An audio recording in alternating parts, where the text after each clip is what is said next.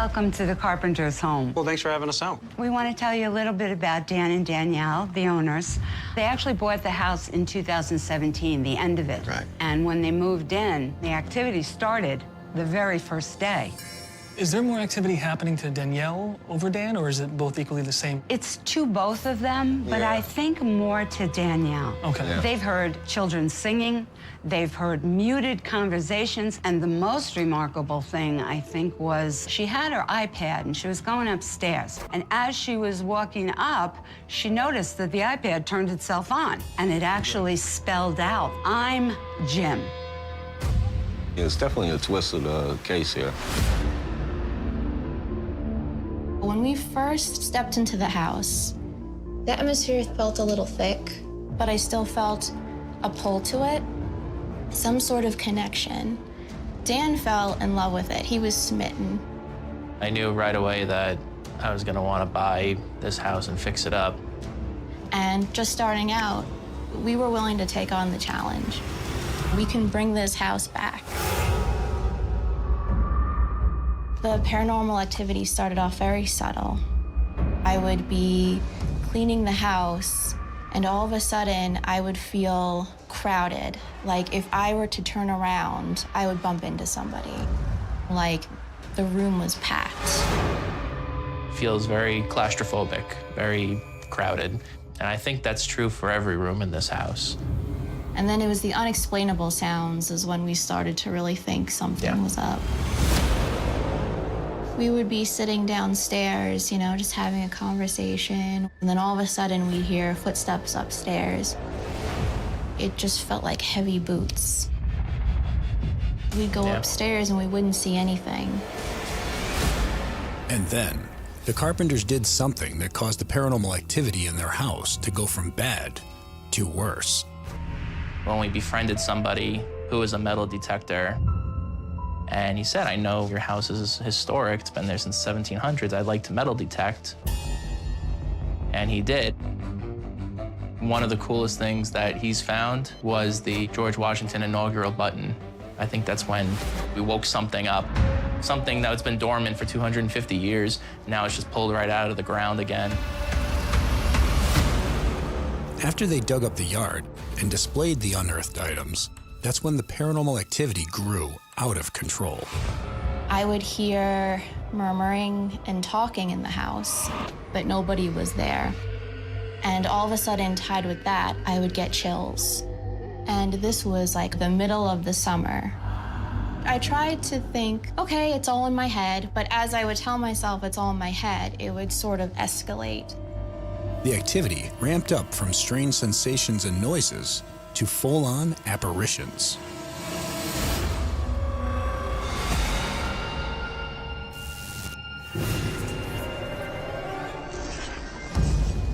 We were sitting in the parlor. We would see shadowy figures at the corner of our eye walk down that hallway. And those shadow figures soon gave way to something a lot more distinct and a lot more frightening. I was just laying there and I saw this figure. I couldn't see his face, but he had like old clothing, like kind of a tall hat. And he just started walking towards me this way, and in a matter of seconds, and then he was gone.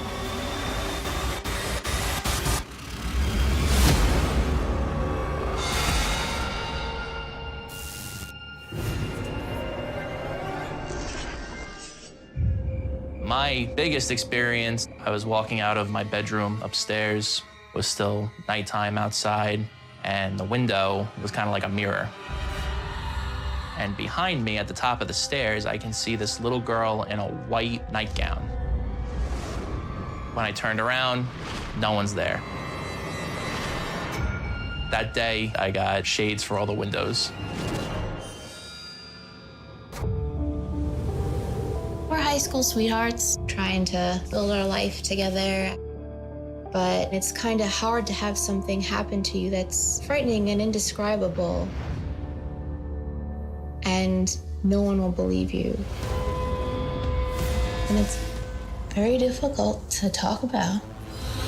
We have some audio that we'd like to play for you and just get your take on if some of these voices or some of these sounds are things that you guys are familiar with. Okay. So on this one, Dave and Sherry were in here investigating, and they were having all types of voices happening. Can you keep... Did you hear that? Oh, no, I didn't.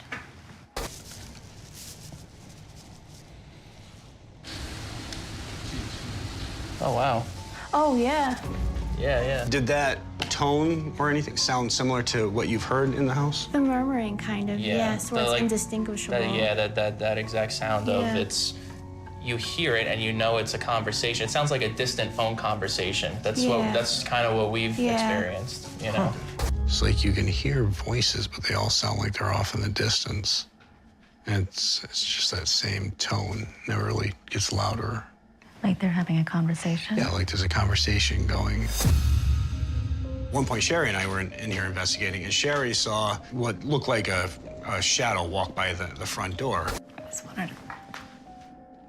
What? There was a shadow in the front of the door that went over here, but I don't know if it's somebody out in the front. Shortly after that, there was a loud bang that came from upstairs. You hear that? Yeah. It's like somebody just moved something upstairs. What happened to us? Oh, a loud bang? Yeah, we'd see shadow figures and hear noises like upstairs, like upstairs in someone the was hallway. walking. So or tell us if moving this stuff. sounds exactly like that then. Yeah, This that's sound- exactly it, Yeah. That sounds, We backed up your experience. Yeah. There would be times where I'd be awake late at night and Dan would be sleeping, and I'd hear that and I'd think, is he up moving furniture? And I'd run upstairs and he'd be sound asleep. Yeah. And I'd check all the walls and make sure, like, I'd hit the walls trying to recreate. That's what it sounded like. It sounded like somebody was moving something. And I say that on the video. I'm like, it sounds like somebody's moving something. Like moving furniture or something, yeah. Now, what's even more bizarre is that when we reviewed our audio recordings from the time that Sherry saw the shadow, there was a voice that came through. To us, it sounded female. So I want to play this for you and just tell us what you think it sounds like it's saying if you're able to hear it. Oh, yeah. I do hear that. Yeah. So, I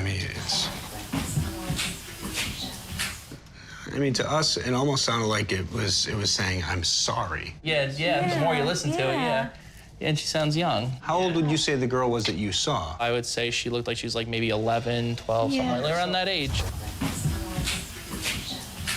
I was able to find, there was a little girl, she was about 13 years old, who died. We don't know if she died in the house, but they did live here. That family lived here. Her name was Maggie Pulis. Her father was David Pulis. He died in the house.